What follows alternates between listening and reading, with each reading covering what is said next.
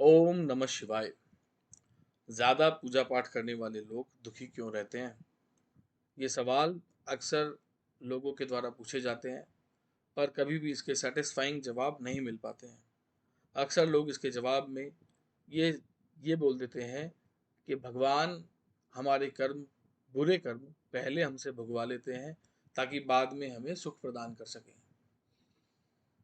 पर मैंने अपने जीवन काल के अंदर बहुत से ज़्यादा पूजा पाठ करने वाले लोगों को देखा, जो पूरा जीवन ही व्यतीत दुखों में कर गए और अंत में मृत्यु लोक को चले गए। ये वो लोग थे जो बिना पूजा पाठ किए खाना तक नहीं खाते थे, पानी तक नहीं पीते थे। ये वो लोग थे जिन्होंने कभी किसी का बुरा नहीं करा। ये वो लोग थे जो भले लोग थे, हमेशा सबके लिए अच्छा ही सोचते थे। पर फिर ऐसा क्यों हुआ कि वो लोग इतनी पूजा पाठ करने के बाद भी दुख का भोग भोग कर मृत्यु लोक को चले गए, यमलोक को चले गए। जब मैंने भगवती से ये सवाल पूछा कि माँ, इतने लोग मैंने देख लिए जो ज़्यादा पूजा पाठ या काफ़ी अच्छी पूजा पाठ करते थे, सारे रीति रिवाजों को मानते थे, और इतने दुख को भोग के दुनिया से चले गए, माँ ऐसा क्यों है? माँ ने जो मुझे जवाब दिया, उसने मुझे घुमा के रख दिया, मुझे पूरा अंदर तक हिला के रख दिया, और इतना स्पिरिचुअल वर्ल्ड की इतनी गहराई की बात मुझे इतनी आसानी से समझा दी, जिसके बारे में मेरे दिमाग में कभी कोई ख्याल भी नहीं था। और मैं उम्मीद करता हूँ कि आपके ये वीडियो आपको भी हैरान कर देगी, मुझे पूरी उम्मीद है। अगर आप सच में इस सवाल के जवाब को ढूंढ रहे हैं, तो आप बिल्कुल सही जगह पर हैं, क्योंकि ये जो ज्ञान है, ये मुझे भगवती की कृपा से ही प्राप्त हुआ है। कहीं पर भी किसी गुरु ने, महाराज ने, यूट्यूब पर, फेसबुक पर अभी तक इस टॉपिक के ऊपर किसी ने कोई गहराई से शोध नहीं किया है। पर मैंने इस पे शोध किया, भगवती से इसके ऊपर सवाल पूछे और पूरी कहानी को समझकर अब इस वीडियो के माध्यम से और भगवती की कृपा से ही मैं इसको बताने जा रहा हूँ। मैं उम्मीद करता हूँ कि ये ज्ञान की बात प्राप्त होने से आप अपने जीवन के अंदर वो गलतियाँ नहीं करेंगे जो लोगों ने की और वो दुख भोग कर इस मृत्यु लोक से चले गए। ये वीडियो उन लोगों के लिए है जो साधक हैं और आगे जीवन में सुखी जीवन व्यतीत करना चाहते हैं। आपने अक्सर अपने चारों तरफ देखा होगा, जितने भी लोग पूजा पाठ करते हैं, साधक हैं, भगत हैं, भक्ताई करते हैं, वो दुखी मिलेंगे आपको। कोई विरला ही होगा जो सुखी होगा, वरना आप देखेंगे जो जितनी पूजा पाठ कर रहा है वो गड्ढे में जाता जा रहा है। आप इस वीडियो के माध्यम से अपने सारे कॉन्सेप्ट क्लियर कर लेंगे। आइए अब इस वीडियो पे बात करते हैं, और मैं चाहूँगा कि मैं आपको एग्जाम्पल से समझाऊं कि होता क्या है। जब मैंने भगवती से पूछा कि माँ, पूजा पाठ करने वाले लोग दुखी क्यों रहते हैं, तो माँ ने कहा, बेटा इसके पीछे एक स्पिरिचुअल कारण है। ये जो जगत है, ये पूरा का पूरा एस्ट्रल वर्ल्ड के ऊपर डिपेंड करता है। जब भी आप किसी व्यक्ति से मिलते हैं, तो आपकी ऊर्जा उसके पास और उसकी ऊर्जा आपके पास आती है। मैंने कहा, हाँ माँ, आप सही कह रहे हो, ऐसे ही होता है। तो माँ ने कहा कि पूजा पाठ करने वाले लोगों को हम 3 कैटेगरी में रख सकते हैं। मैंने, ठीक है माँ। तो माँ ने बताया, कैटेगरी 1 में जो लोग आते हैं, ये वो लोग हैं जो नॉर्मल पूजा पाठ करते हैं। मंदिर के सामने से निकले तो हाथ जोड़ लिए, सर झुका लिया, घर में पूजा हो रही है तो हाथ जोड़ लिए, राम राम कर ली। उससे ज़्यादा उनका स्पिरिचुअल वर्ल्ड के अंदर कोई लेना देना नहीं है। ऐसे लोगों के पास जब कोई उनका जानने वाला, फॉर एग्जांपल ले लेते हैं, रमेश है हमारे सब्जेक्ट, रमेश के पास अगर कोई अपनी प्रॉब्लम लेकर आ रहा है कि भाई मेरे घर में समस्या है, मेरे घर में प्रॉब्लम है, मैं बहुत परेशान चल रहा हूँ, मेरी बीवी को बच्चा नहीं हो रहा, मेरी नौकरी नहीं लग रही, मेरा बिजनेस नहीं चल रहा, तो रमेश सुनने के बाद में सिंपैथी लेकर इतना ही कहेगा कि हाँ भाई, भगवान पे विश्वास रख, सब अच्छा ही होगा, मैं तो चाहता हूँ भगवान सबका भला करे। इस तरह की पॉजिटिव बातें बोलकर, सिंपैथी में आकर पॉजिटिव बातें बोलकर अपने को बात को ख़त्म कर देगा। लेकिन आध्यात्म की दृष्टि में जब आप किसी से मिलते हैं तो ऊर्जाओं का आदान प्रदान होता है। रमेश के पास जब उसका दोस्त आया था तो वो नेगेटिविटी लेकर आया था बहुत सारी, क्योंकि जब जिसके घर में इतनी प्रॉब्लम्स चल रही हैं, तो कोई ना कोई एस्ट्रल प्रॉब्लम तो चल ही रही होगी, कोई सूक्ष्म जगत से रिलेटेड कोई इशू चल रहा होगा उसके घर के अंदर। तभी वो इतनी प्रॉब्लम के अंदर फंसा हुआ है। आध्यात्म की दृष्टि की तरफ से अगर देखें तो ऊर्जा का कोई भी आदान प्रदान नहीं हुआ, क्योंकि नेगेटिव पॉजिटिव को खींचता है और पॉजिटिव नेगेटिव को खींचता है। यहाँ पे क्या हुआ, उसके दोस्त के पास negative energies, negative entities, negative ऊर्जा तो थी, पर रमेश के पास कुछ भी नहीं था, ना नेगेटिव था ना पॉजिटिव था। तो दोनों का कोई जुड़ाव नहीं हुआ, बातचीत हुई और बातचीत खत्म हो गई। ये लोग हुए कैटेगरी 1 के। इनके पास कोई कुछ भी आए, कोई कुछ भी जाए, इनको फर्क नहीं पड़ने वाला है, क्योंकि ये इंटरफेयर नहीं कर पा रहे हैं सूक्ष्म जगत के अंदर। अब आते हैं दूसरी कैटेगरी के ऊपर। ये वो लोग हैं जो नॉर्मल से ज़्यादा पूजा पाठ करते हैं, रीति रिवाज, त्योहार, कुल देवी देवता की भी पूजा अच्छे से करते हैं। इतनी पूजा पाठ करने से इनके पास ऊर्जा, पुण्य भी तैयार हो जाते हैं। इनके पास थोड़ी सी ऊर्जा, पुण्यों का संग्रह होने लगता है। अब इस केस के अंदर, कैटेगरी 2 के अंदर, अगर रमेश के पास उसका कोई दोस्त, कोई रिलेटिव आता है, अपनी प्रॉब्लम बताता है कि मेरे साथ दिक्कत चल रही है, मैं परेशानी में हूँ, मेरे घर में झगड़े हो रहे हैं, कलेश हो रहे हैं, नौकरी नहीं लग रही है, तब रमेश सिंपैथी में आकर, अच्छा यहाँ पर रमेश को अभी तक पता नहीं है कि उसके पास कोई ऊर्जा है, कोई पुण्य उसने जागृत कर लिया है, कुछ भी नहीं पता है। वो नॉर्मल अपना रूटीन लाइफ जी रहा है, सुबह शाम की पूजा पाठ कर रहा है, साल भर का कुल देवी का प्रसाद लगा रहा है, या अब इस लेवल की पूजा कर रहा है कि उसके पास ऊर्जा और पुण्य डेवलप हो चुके हैं। रमेश के पास आता है उसका दोस्त, अपनी प्रॉब्लम बताता है, रमेश उसको सिंपैथी में आके कहता है, चल यार भगवान करे सब ठीक हो जाएगा, भगवान पे विश्वास रख, सब अच्छा होगा। अब आध्यात्म की दृष्टि में क्या हो रहा है, अब इसको सूक्ष्म दृष्टि में देख लेते हैं, सूक्ष्म दृष्टि में इसमें चल क्या रहा है। आध्यात्म की दृष्टि के अंदर रमेश ने जैसे ही वचन किए, रमेश की कुछ ऊर्जा और कुछ पुण्य उठकर उसके दोस्त के पास चले गए, ताकि दोस्त की परेशानी निकलने का रास्ता मिल जाए, क्योंकि उसने मुंह से निकाला। अब आपको नहीं पता कि आपके पीछे एक फौज खड़ी है जो आपके कहने पे काम करने वाली है। आपके जो पुण्य है, क्योंकि आप डेवलपर मोड के अंदर चले गए हैं, आपके जो पुण्य है वो जा सकते हैं ऐसे बोलने से। इसीलिए साधु महात्मा किसी को आशीर्वाद नहीं देते, प्रेमानंद जी किसी को आशीर्वाद नहीं देते, किसी के सर पे हाथ नहीं रखते, किसी के दर्दों के लिए प्रार्थना नहीं करते, वो इसीलिए नहीं करते। अब रमेश ने बोल दिया, रमेश के पुण्य उठ के चले गए। अब इसका रमेश के ऊपर क्या इफेक्ट पड़ा, रमेश को भी जीवन में ऊर्जा की कमी और ग्रोथ रुक जाएगी, रमेश की भी उसको दिक्कत महसूस होने लगी अपने जीवन के अंदर, क्योंकि उसके पुण्य कम हो गए, उसकी ऊर्जा कम हो गई, जो उसके जीवन में ग्रोथ देने वाली थी, उसके घर में सुख समृद्धि बढ़ाने वाली थी, जो ऊर्जा उसने पूजा पाठ के माध्यम से इकट्ठा की थी, वो चली गई। अब उसका एक अंश चला गया, उसकी क्वांटिटी चली गई। अब अगर रमेश के पास ऐसे 10 दोस्त होंगे, या 10 दोस्तों के लिए उसने ऐसे बोल दिया होगा कि भाई सब ठीक हो जाएगा, माता पे विश्वास रख, भोले बाबा विश्वास रख, तो समझो रमेश के तो लग गए। अब रमेश हो गया परेशान, लेकिन क्योंकि इसके पास ऊर्जा थी, तो इसके साथ नेगेटिव कुछ नहीं होगा, इसकी ग्रोथ रुक जाएगी बस। ऐसा नहीं कि रात को इसकी सपने आ रहे हैं और इसकी काम धंधे चौपट हो गए, नहीं। सेकंड कैटेगरी में ऐसा कुछ भी नहीं होने वाला है, उसके लिए हमें तीसरी कैटेगरी पे चलना पड़ेगा। तो अब चलते हैं तीसरी कैटेगरी के ऊपर। अब तीसरी कैटेगरी वाले लोग थोड़े से स्पेशल हैं।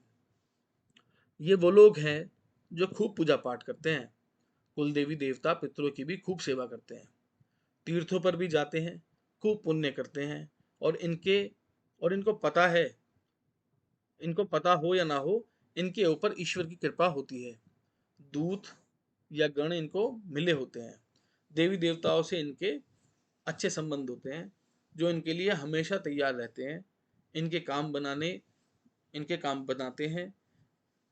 एक कृपा की तरह भी महसूस होती है, एक कृपा भी इनको अपने ऊपर महसूस होती है, वो जो कहेंगे वो पूरा होने लगता है। जब आपके पास भगवान के दूत गण आने लगते हैं, तो आप जब भी कुछ मुंह से वचन करते हैं तो पूरा होने लगता है। वो इसलिए पूरा नहीं हो रहा कि आपने कह दिया इसलिए पूरा हो रहा है, आपके पीछे वो कृपा, वो ऊर्जा, वो दूत, भगवान के वो गण खड़े हैं, जो आपके कहते ही काम करने को तैयार है। अगर वो निकल के चले गए किसी का काम करने के लिए, उसका काम तो होगा ही होगा, लेकिन ऊर्जा आपकी कम हो जाएगी। इस चीज को आपको ध्यान में रखना चाहिए। अब एग्जाम्पल के थ्रू ले लेते हैं। रमेश के पास उसका दोस्त आया, उसने अपनी प्रॉब्लम बताई, रमेश ने फिर से कह दिया कि हाँ भाई, भगवान करे सब अच्छा हो, भगवान पे भरोसा रख, मैं तो कहूँगा सब अच्छा हो जाए, ईश्वर पे ध्यान रख, थोड़ा सा कृपा कर, मंदिर वंदिर जाएगा, छोटा मोटा कुछ बोल दिया उसको।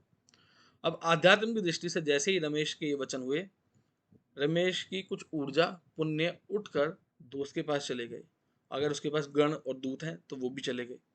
दोस्त की प्रॉब्लम रमेश के पास आ जाती है, जैसे कि नेगेटिविटी की, जो उसकी नेगेटिविटी की वजह से हो रही थी।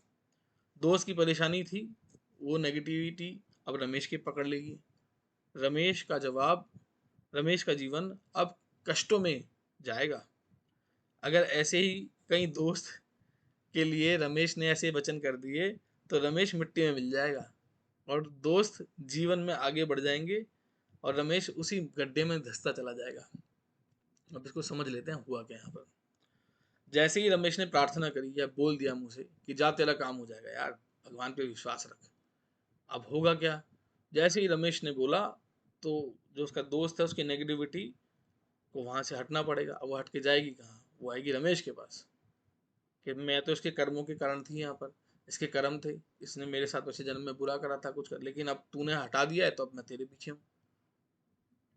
अब रमेश हो गया है परेशान बढ़िया वाला, और रमेश को समझ में नहीं आ रहा है कि मैं जीवन में करूँ क्या, क्योंकि वो पूजा पाठ कर रहा है लेकिन उसने दूसरे के कर्म क्षेत्र के अंदर हस्तक्षेप करके उसके पापों को अपने ऊपर ले लिया है, अपने पुण्य लगाकर उसके पापों को अपने ऊपर ले लिया है। अब रमेश हो गया परेशान, मिट्टी में मिल गया है बिल्कुल। रमेश का कारोबार चौपट हो गया, रमेश के गाड़ी घोड़े सब खराब हो गए, जो भी उसके वाहन थे घर में वो सब खराब हो गए। रमेश के बच्चे कामयाब नहीं हो रहे हैं, रमेश के घर में दुख ही दुख है, शरीर में पीड़ा है, घरवाली परेशान है, बच्चे परेशान है, हर तरफ से वो सारी प्रॉब्लम रमेश के ऊपर आ चुकी है, उसके परिवार के ऊपर आ चुकी है। अब बात करते हैं अगली कैटेगरी। 3 कैटेगरी हो चुकी है, माता ने 3 कैटेगरी के बारे में ही बताया था। फिर जब मैंने दोबारा पूछा माता फिर भगत लोग कैसे काम करते हैं, तो माँ ने बताया कि वो स्पेशल कैटेगरी है भगत लोग, तो लोगों की, गुरुओं की, जो गुरु लेवल के लोग होते हैं वो कैसे क्या करते हैं फिर वो। तो माँ ने बताया जैसा कि नाम से ही पता चलता है कि ये वो लोग हैं जो या तो गुरु लेवल के हैं या देसी भक्तावल के लोग हैं, गुरु पद्धति से साधना करते हैं और देवी देवताओं से आशीर्वाद स्वरूप सिद्धि शक्तियां हासिल करते हैं। जब इनके पास इनका दोस्त या रिलेटिव या पेशेंट्स इनके पास आता है अपनी प्रॉब्लम लेकर, वो बताता है कि बहुत परेशान है, घर में कष्ट है, दिक्कत है, काम नहीं चल रहा, वगैरह वगैरह, तब ये गुरुजी अपनी सिद्धियों शक्तियों से इनके बारे में पूछते हैं। फिर जो प्रॉब्लम होती है उसका समाधान सिद्धियों शक्तियाँ बता देती हैं, जैसे कि पूजा पाठ, उतारा या कोई भोग प्रसाद। अब यहाँ पे क्या है, यहाँ पे है डेवलपर मोड ऑन हो गया इनका, ये गुरुजी बन गए हैं, गुरुजी लेवल के बंदे बन गए हैं। शक्तियों से बात की, जाना कि घर में परेशानी क्या है। भाई किसी के पितृ नाराज हैं, पितृ अगर नाराज हो गए तो घर में तो दंगा होगा ही होगा, प्रोग्रेस तो रुकी जाएगी, शादी ब्याह बच्चे सब रुक जाएगा सब कुछ। तो यहाँ पे ये बात समझने की है हमें कि अगर कोई गुरु लेवल का बंदा काम कर रहा है तो शक्तियों से पूछ के काम कर रहा है, उनकी आज्ञा से काम कर रहा है। अब अध्यात्म की दृष्टि से यहाँ गुरुजी की शक्तियों ने पेशेंट के ऊपर जो नेगेटिविटी थी या जो समस्या तंत्र बाधा थी या कुछ भी था उसके ऊपर, उसका समाधान निकाला। और क्योंकि गुरुजी गुरु परंपरा से है तो इनके एक शील्ड मिली है, तो इनको एक शील्ड मिली हुई है, क्योंकि गुरु परंपरा से चले हैं, गुरु का गुरु उसके गुरु उसके गुरु उसके गुरु, तो इनको एक शील्ड मिल जाती है गुरु तत्व की। इनके पास गुरु तत्व होता है तो कोई भी नेगेटिविटी इनको छू नहीं सकती। और अपनी शक्तियों को मजबूत रखने के लिए ये पूजा पाठ जाप भोग प्रसाद भी लगाते रहते हैं, इसलिए ये काम कर जाते हैं। अब अगर आप किसी गुरुजी के पास जाएं, किसी भगत के पास जाएं, उसको बोले मेरे घर में दिक्कत है, वो देखेगा आंख बंद करके, अपनी शक्ति से पूछेगा भगवती बताओ कि समस्या क्या है, वो बताएगी, माता का कोई अंश जाके उसको बता देगा कि भाई इनके घर में बाबा का प्रसाद बोला हुआ है, बजरंग बली का चोला बोला हुआ है इन्होंने, ये वो लगा नहीं रहे हैं और इतने साल हो गए हैं, अब बाबा ने इनकी ग्रोथ रोक दी है, बाबा के दूत आ गए इनकी ग्रोथ रोकने के लिए। अब ये देख तो सकते नहीं है क्योंकि इतना लेवल इनका नहीं है कि देख लें कि भाई हमारे घर में समस्या चल रही है तो क्या समस्या है। अब ये परेशान होंगे, भटकेंगे, किसी साधु संत के पास जाएंगे, महात्मा के पास जाएंगे, जो उस लेवल का होगा वो देख के बता देगा, माता से पूछ के बता देगा। अरे भाई तुम्हारा चोला बुला हुआ है और जाओ चोला लगा दो बाबा का, और गलती मान लेना। माता कह रही है 3 दिन के अंदर आराम हो जाएगा। बस ये वचन हुए। माता ने माता का माता का लाज रखेंगे बजरंगबली महाराज कि माता ने बोल दिया है, तो अब चोला तो मिल ही जाएगा, और बस उनके घर में आराम हो जाता है। ये तरीका है। तो मोरल ऑफ द स्टोरी पे चलते हैं अब। जिस प्रकार आप किसी को मेहनत से जिस प्रकार आप किसी को मेहनत से कमाए हुआ धन ऐसे ही नहीं दे सकते, फिर अनजाने में हम अपना आध्यात्मिक धन ऊर्जा क्यों दें। फिर हम अनजाने में ही सही पर अपना आध्यात्मिक धन क्यों दें। यदि कोई ठीक ठाक पूजा पाठ करता है तो उसकी वही वाणी सत्य होने लगती है, जिसमें उसी के पुण्य छीन होते हैं। जब आप किसी को कोई वचन कर देते हैं जा तेरा काम हो जाएगा, तो आपके पुण्य उसमें कम होने लगते हैं। इसलिए साधु महात्मा पहाड़ों पर जाकर रहते हैं।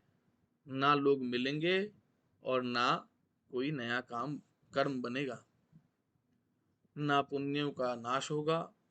तभी वो लोग आध्यात्म में इतनी तरक्की कर लेते हैं।